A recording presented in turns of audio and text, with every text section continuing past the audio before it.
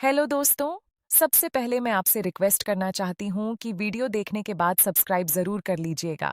मैं इन वीडियोस को बनाने में बहुत मेहनत करती हूँ और इसी से मैं अपना खर्चा चलाती हूँ। जो भी सब्सक्राइब करेगा मैं दुआ करती हूँ कि उसकी ज़िंदगी बहुत अच्छी, अमीर और खुशहाल हो। प्लीज़ प्लीज़ सब्सक्राइब कर लीजिएगा। दोस्तों, आज की कहानी है एक साधारण से परिवार की, जहाँ रिश्तों की मिठास और विश्वास की ताकत सब कुछ बदल देती है। नाम है राहुल। हमारा परिवार कराची के पास एक छोटे से कस्बे में रहता था। अब्बू साहब सरकारी स्कूल में टीचर थे, लेकिन कुछ साल पहले उनकी तबीयत खराब होने के कारण उन्होंने नौकरी छोड़ दी। अम्मी घर संभालती थीं और हम 3 भाई बहन थे। मैं, मेरी छोटी बहन प्रिया और सबसे छोटा भाई अरहम। घर की हालत दिन प्रतिदिन मुश्किल होती जा रही थी। किराने का सामान, बिजली का बिल, स्कूल की फीस, सब कुछ दबाव बना रहा था। उस दिन सुबह सुबह मैं उठा तो अम्मी रसोई में चाय बना रही थीं। अब्बू अखबार पढ़ रहे थे। प्रिया किताबों के साथ बैठी थी। मैंने कहा, अम्मी, आज मैं शहर जाकर कुछ काम ढूंढने की कोशिश करूंगा। अब्बू ने आह भरकर कहा, बेटा राहुल, तुम बीट.कॉम पूरा कर लो, फिर देखेंगे। अभी तो तुम्हारी पढ़ाई पूरी नहीं हुई। मैंने मुस्कुराते हुए जवाब दिया, अब्बू, पढ़ाई के साथ साथ पार्ट टाइम कुछ काम कर लूंगा। घर की मदद तो करनी पड़ेगी ना। प्रिया ने तुरंत बीच में बोला, भैया, मैं भी मदद कर सकती हूँ। कॉलेज में मेरी पढ़ाई चल रही है, लेकिन शाम को ट्यूशन दे सकती हूँ। अम्मी ने प्यार से उसके सिर पर हाथ फेरा। बेटी, तुम अपनी पढ़ाई पर ध्यान दो। तुम्हें डॉक्टर बनना है, ये सपना हम सबका है। रात को हम सब टीवी लाउंज में बैठे थे। अब्बू ने कहा, आज मैंने बैंक से बात की थी। लोन मिल सकता है अगर कोई अच्छा प्लान हो। मैंने उत्साह से कहा, अब्बू, हम छोटी सी किराना दुकान शुरू कर सकते हैं। मैं दिन में मैनेज कर लूंगा, शाम को पढ़ाई। प्रिया ने भी समर्थन किया।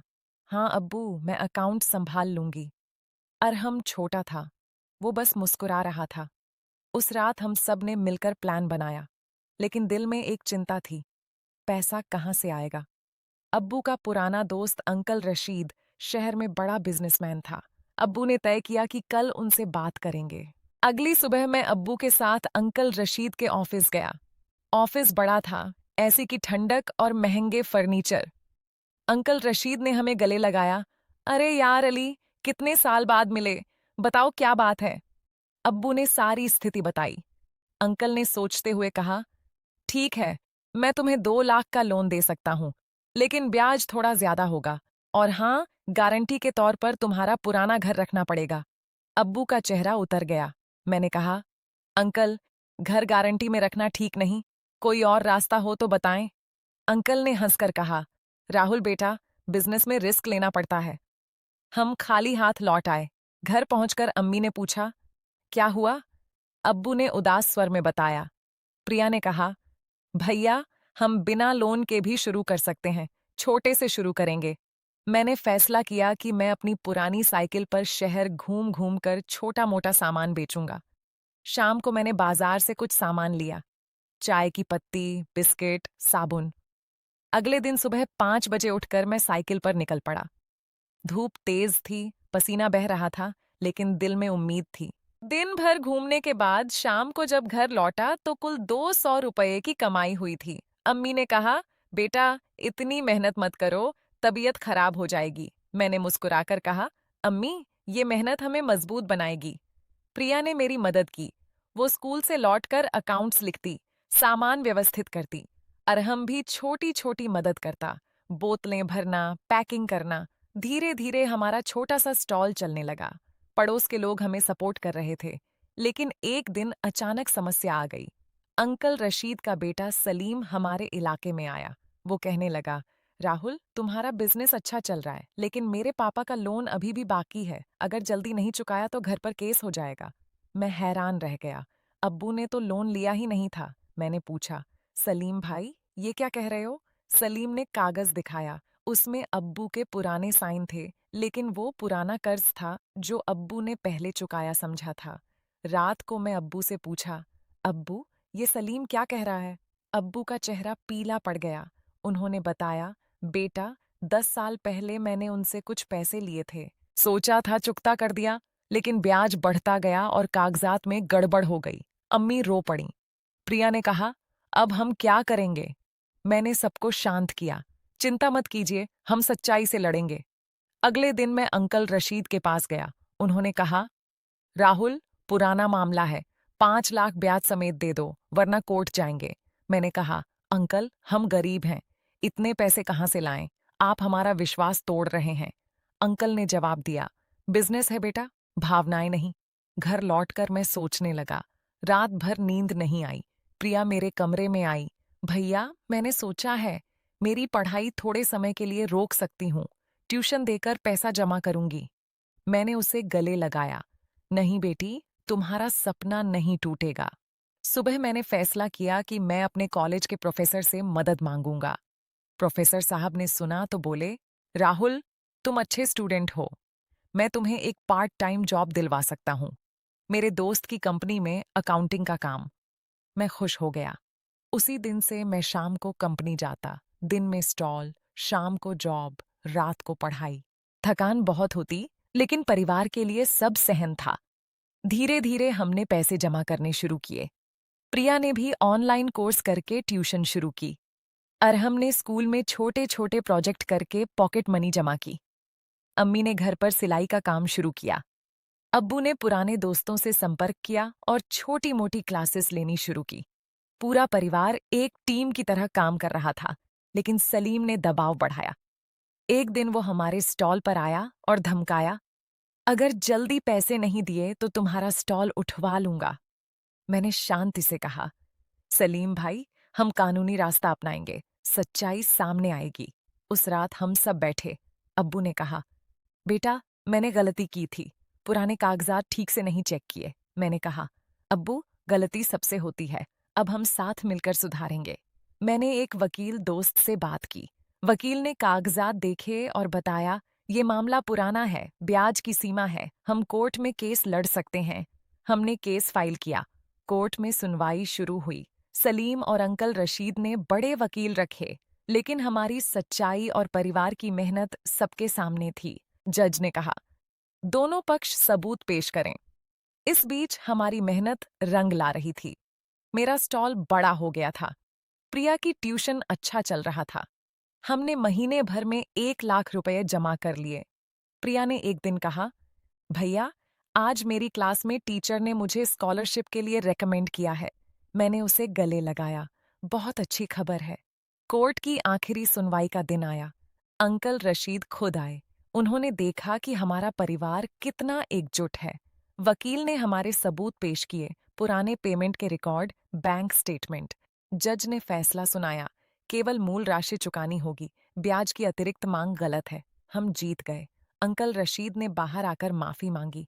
अली, मैंने गलती की, तुम्हारा परिवार देखकर शर्म आ रही है, मैं बाकी ब्याज माफ करता हूँ। अब्बू ने कहा, रिश्तों में विश्वास होना चाहिए। घर लौटकर हम सब खुश थे। अम्मी ने खाना बनाया। प्रिया ने कहा, भैया, अब आप आराम कीजिए। मैंने कहा, नहीं, अब हम और आगे बढ़ेंगे। कुछ महीनों बाद हमारा छोटा सा किराना स्टोर बड़ा शॉप में बदल गया। प्रिया डॉक्टरी की पढ़ाई जारी रखे हुए थी। अरहम अच्छे नंबरों से पास हुआ।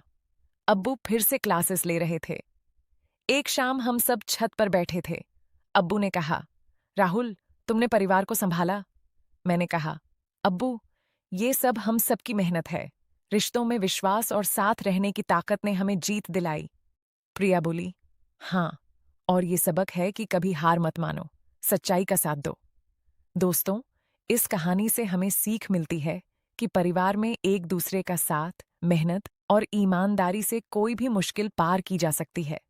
चाहे कितनी भी बड़ी समस्या आए, अगर रिश्ते मजबूत हों तो कोई तूफान हमें नहीं हिला सकता। राहुल की कहानी हमें याद दिलाती है, घर के रिश्तों में सुकून तभी है जब हम एक दूसरे पर भरोसा करें और साथ खड़े रहें। अब हमारा परिवार खुशहाल था। स्टोर में रोज ग्राहक आते। प्रिया ने पहली बार अपनी ट्यूशन से कमाए पैसे से अम्मी को नई साड़ी दी। अरहम ने स्कूल में प्रोजेक्ट जीता। मैंने अपनी नौकरी जारी रखी और पढ़ाई भी। एक दिन अंकल रशीद खुद हमारे स्टोर पर आए। उन्होंने कहा, राहुल बेटा, तुमने साबित कर दिया कि मेहनत और सच्चाई सबसे बड़ी ताकत है। मैं तुम्हें अपना पार्टनर बनाना चाहता हूँ। मैंने मुस्कुराते हुए कहा, अंकल, हम अपने पैरों पर खड़े हैं। लेकिन आपके साथ अच्छे रिश्ते बनाए रखेंगे। उन्होंने सहमति जताई। धीरे धीरे साल बीत गए। प्रिया डॉक्टर बन गई। उसने गांव के गरीब मरीजों के लिए फ्री क्लिनिक शुरू किया। अरहम इंजीनियरिंग में गया। अब्बू रिटायरमेंट के बाद भी बच्चों को पढ़ाते रहे। अम्मी घर की खुशियां संभालती रहीं। और मैंने अपना खुद का छोटा सा बिजनेस खड़ा कर लिया था। लेकिन एक और मोड़ आया। हमारे इलाके में बाढ़ आ गई। पानी ने कई घर तबाह कर दिए। हमारा स्टोर भी प्रभावित हुआ, लेकिन इस बार पूरा परिवार और पड़ोसी मिलकर काम पर लग गए। हमने राहत सामग्री बांटी, लोगों की मदद की। प्रिया ने मेडिकल कैंप लगाया। मैंने स्टोर का सारा सामान जरूरतमंदों को दे दिया। लोग हमें देखकर कहते, ये परिवार सच में कमाल का है। बाढ़ के बाद जब सब सामान्य हुआ तो हमने फिर से शुरुआत की, इस बार और ज्यादा मजबूती से। लोगों ने हमें इतना सपोर्ट किया कि नया स्टोर जल्दी तैयार हो गया। अब्बू ने कहा, बेटा, अच्छे कर्म वापस आते हैं। आज जब मैं पीछे मुड़कर देखता हूं तो लगता है कि वो मुश्किल दिन हमें सिखाने आए थे। परिवार का साथ, विश्वास और मेहनत, यही असली दौलत है। प्रिया अब एक अच्छी डॉक्टर है और कहती हैं, भैया, तुम्हारी वजह से आज मैं यहाँ हूँ। अरहम कहता, भैया, आप हमारे हीरो हो। दोस्तों, जीवन में कई बार मुश्किलें आती हैं, लेकिन अगर हम हिम्मत न हारें और अपने रिश्तों को मजबूत रखें, तो हर समस्या हल हो जाती है। इस कहानी का नैतिक है, घर के रिश्तों में सुकून तभी मिलता है जब हम ईमानदारी, मेहनत और एक दूसरे के विश्वास से आगे बढ़ें। कभी भी गलत रास्ता न अपनाएं, क्योंकि सच्चाई की राह पर चलने वाले कभी नहीं हारते। हमारा परिवार अब पहले से ज्यादा खुश और समृद्ध है। शाम को हम सब साथ बैठकर बातें करते, हंसते, पुरानी यादें ताज़ा करते। अम्मी कहती, अल्लाह ने हमारी मेहनत रंग दी। अब्बू मुस्कुराते, हाँ, और बच्चों की वजह से। राहुल की ये कहानी आपको भी प्रेरित करे कि चाहे कितनी भी अंधेरी रात हो, सुबह जरूर आएगी। बस साथ न छोड़ें, मेहनत करते रहें और विश्वास रखें। कहानी जारी रखते हुए विस्तार। उस बाढ़ के बाद हमने एक कम्युनिटी ग्रुप बनाया। इलाके के युवाओं को इकट्ठा किया। मैंने उन्हें बिजनेस आइडिया सिखाए, प्रिया health awareness, Arham technical skills. धीरे धीरे पूरा मोहल्ला बदलने लगा। लोग खुद अपनी मेहनत से आगे बढ़ने लगे।